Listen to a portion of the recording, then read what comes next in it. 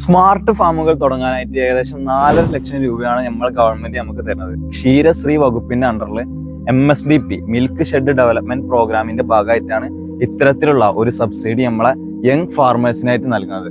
അപ്പൊ അതിന്റെ എല്ലാ ഡീറ്റെയിൽസും കാര്യങ്ങളും ഞാനിപ്പോൾ നിങ്ങൾക്ക് പറഞ്ഞുതരാം. അപ്പൊ യങ് എന്റർപ്രണേഴ്സിന് സ്മാർട്ട് ഫാമുകൾ ആരംഭിക്കാനായിട്ടാണ് ഇത്തരത്തിലുള്ള ഒരു സബ്സിഡി ഗവൺമെന്റ് കൊടുക്കുന്നത്.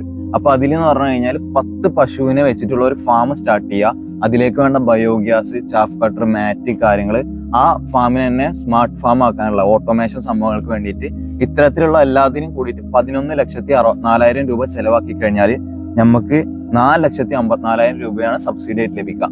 അപ്പോൾ ഓരോ അതായത് പശുവിനെ വാങ്ങാന്, പിന്നെ അതേപോലെ തന്നെ സ്മാർട്ട് ഫാം ആക്കാൻ, അതേപോലെ ബയോഗ്യാസിന്റെ പ്ലാന്റിന്, ഇതിനൊക്കെ നിശ്ചിത തുക അവർ പറയുന്നുണ്ട്.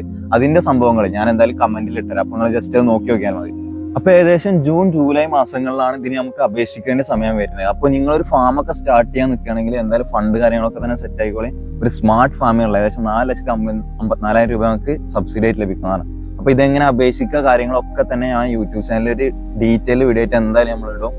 അപ്പൊ ഇത്തരത്തിൽ ഫാമുകൾക്ക് വേണ്ടിയിട്ടുള്ള ഗ്രാന്റ്, അതേപോലെ തന്നെ സബ്സിഡി കാര്യങ്ങളൊക്കെ തന്നെ അറിയണമെങ്കിൽ ജസ്റ്റ് നമ്മളെ പേജ് ഒന്ന് ഫോളോ ചെയ്തോളെ. പിന്നെ അതേപോലെ തന്നെ നിങ്ങളോട് ഫാം തുടങ്ങാൻ നിൽക്കുന്ന ആ കൂട്ടുകാരുടെ വീഡിയോ ഒന്ന് ഷെയർ ചെയ്ത് കൊടുത്തോളെ.